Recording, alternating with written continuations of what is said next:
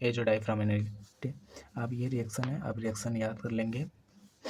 And chemical required, aniline चाहिएगा हमें कितना, concentrate HCl 4 ml, Na2 1 gram, beta नेप्थॉल and 10% NaOH solution. ये चीज़ इतना हमें सॉल्यूशन के लिए चाहिए।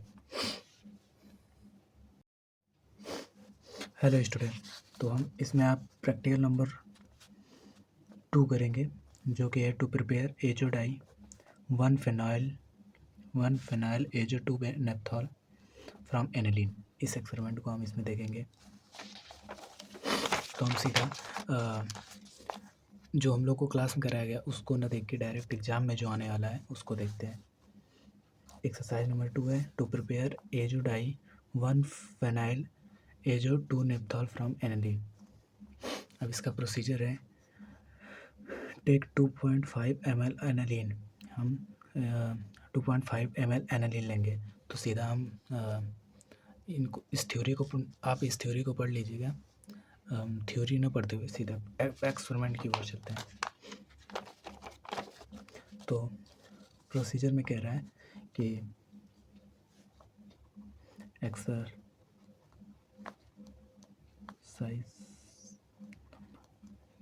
2, तो इसमें प्रोसीजर में कह रहा है टेक 2.5 ml एनालिन। पहले स्टेप में हम एक RB फ्लास्क, इन्हें फ्लास्क लेंगे एंड कूल इन फ्लास्क लेंगे। तो आप या तो राउंड बॉटम फ्लास्क ले सकते हैं या फिर बीकर ले सकते हैं। तो 2.5 ml एनालिन लेने को कह रहे हैं, कहाँ पे, इन राउंड बॉटम फ्लास्क।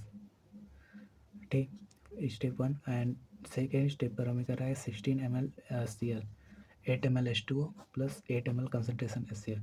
ऐसे करके वो मिलेगा आपको, डायरेक्ट आपको यहाँ पर रख लेना है।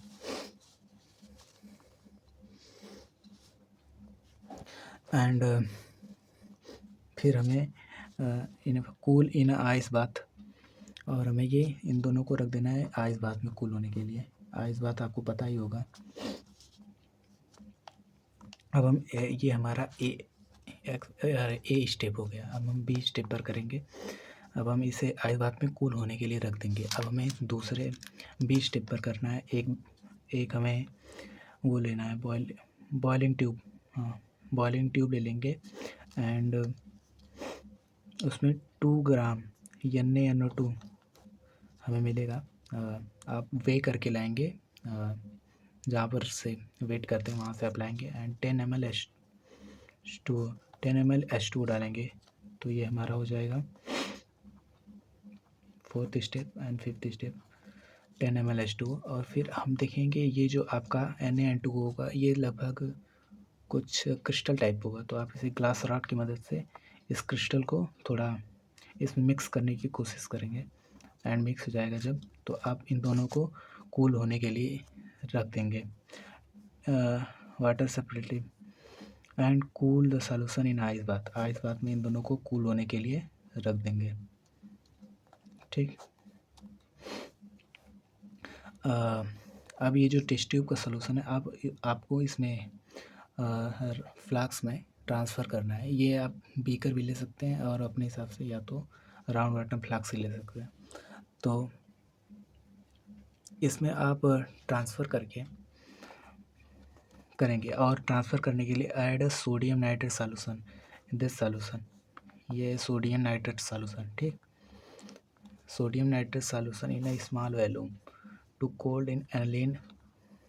अब ऐड करना है, तो इसको यहाँ पर ऐड करना है और वो भी 2 to 3 ml, मतलब बहुत स्लोली आपको इसमें ऐड करना है to cold aniline hydrate solution in constant shaking. और आपको ये सेक करते रहना है हमेशा, ताकि मतलब ज़्यादा भी नहीं डालना है, थोड़ा थोड़ा डालना है। एंड आपको ये रोटेट करते रहना है उसमें जो लिक्विड है। The temperature should not be allow rise in, आपको टेम्परेचर जो है 5 डिग्री से एबव नहीं रखना है। इसके लिए आपको ये सब चीज़ें आइस बाथ के अंदर ही करनी होंगी, मतलब ये कहना चाहते हैं। एंड हम अब आएंगे स्टेप D पर। अब हमें करना होगा prepare a solution of 4 beta नेप्थॉल in 25 ml 10% NaOH solution in a beaker। हम बीकर में सॉल्यूशन लेंगे, उसमें 25 ml NaOH का सॉल्यूशन डालेंगे एंड 4 ग्राम बीटा नेप्थॉल ऐड करेंगे और हम इसे फिर आइस बाथ में रख देंगे। इसे भी cool the solution will ice bath, add a cold diazonium salt। अब ये जो हमारा बना है यही है हमारा कोल्ड डाइजोनियम सॉल्ट सॉल्यूशन। और ये जब हम इसमें मिक्स करेंगे as a step number E, जब हम इसमें मिक्स करेंगे तो आपको ये बहुत ही स्लो इस मिलाना। इवन इसको आपको चलाते रहना पड़ेगा, मतलब सेक करते रहना पड़ेगा। और ये बहुत ही ज़रूरी है क्योंकि अगर आप ये नहीं करेंगे तो आपका जो यहाँ पर मतलब अब यही वाले प्रोसेस में हमारा कलर चेंज होता है, कलर चेंज या फिर जो भी एजोडाई का कलर आना होता है वो कलर आता है, ऑरेंज कलर का लगभग।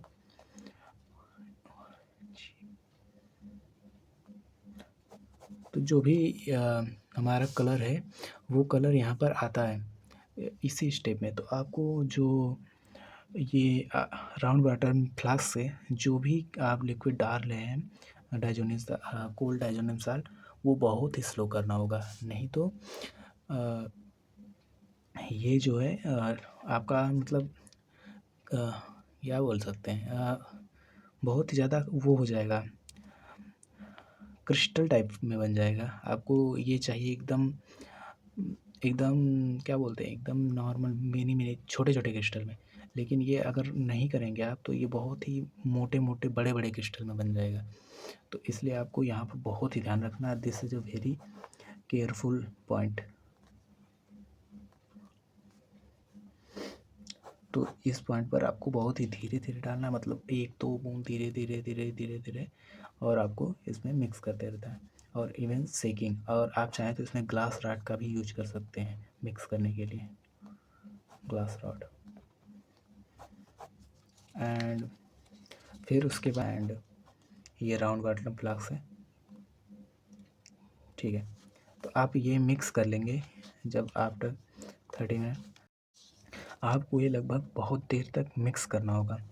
आफ्टर 30 मिनट अप्रॉक्स 30 मिनट तक आपको ये मिक्स करने के बाद ग्लास रॉड की मदद से, चाहे जैसे आपको मिक्स करने के बाद आप इसे सुखाने के लिए अपने पंप सिस्टम में इंस्टॉल कर देंगे। और पंप सिस्टम में इंस्टॉल करने के बाद आप इसे फिल्टर पेपर की मदद से प्रेस करके सुखा लेंगे। एंड आपको अंत में वेट मिल जाएगा, जो वेट का रेंज होगा लगभग 2 to 5 ग्राम आता है अप्रॉक्स। तो आप इस सब से अपना ये एक्सपेरिमेंट कर सकते हैं।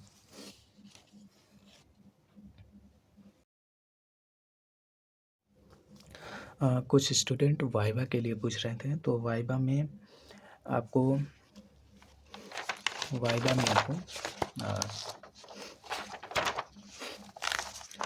एक्सपेरिमेंट नंबर 2 से जो भी है कि बेरियम BaSO4 से रिलेटेड बहुत सारे क्वेश्चंस हैं। आप जैसे इसकी रिएक्शन पूछी जा सकती है, तो आप रिएक्शन पर पढ़ लीजिएगा। एक्सपेरिमेंट रिलेटेड ही पूछेंगे। एंड आपसे इसमें एक बहुत मोस्ट पॉपुलर क्वेश्चन है, एश ट्रीटमेंट क्या होता है।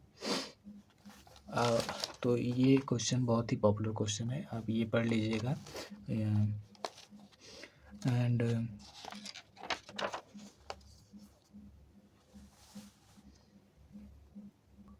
और कुछ क्वेश्चन हैं जैसे एजोडाई से, तो एजोडाई में पूछते हैं क्वेश्चन कि एजोडाई है, इसका यूज क्या है practical in real life. And formula आपसे एजोडाई का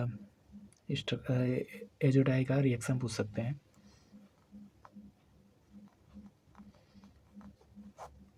एंड बस प्रोसेस पूछ सकते हैं कि आपने ये कैसे किया, तो आप प्रोसेस बताने के, बस इतना ही, ज़्यादा नहीं। क्वेश्चन ज़्यादा नहीं पूछते हैं, बस आपसे थोड़ा आउट ऑफ वो स्ट्रक्चर बनवा सकते हैं किसी भी चीज़ों का, जैसे स्ट्रक्चर या फिर मैकेनिज्म थोड़ा बहुत पूछ सकते हैं, और ज़्यादा नहीं। हाँ, आपसे इसके ये एक्सपेरिमेंट है, जैसे आप 2 एक्स्ट्रा और एक्सपेरिमेंट करेंगे स्टेगलोमीटर से एंड डिस्कोमीटर से। अगर आप लोग बताइएगा तो ये बहुत ही सिंपल एक्सपेरिमेंट है। अगर आप लोगों को चाहिए होगा तो इन पर वीडियो बना देंगे, नहीं तो आप देख सकते हैं या फिर आप स्क्रीनशॉट ले सकते हैं।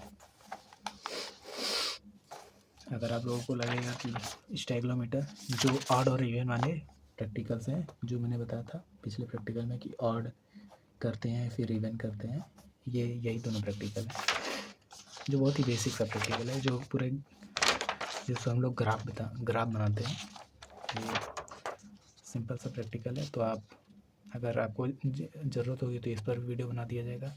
And that's it.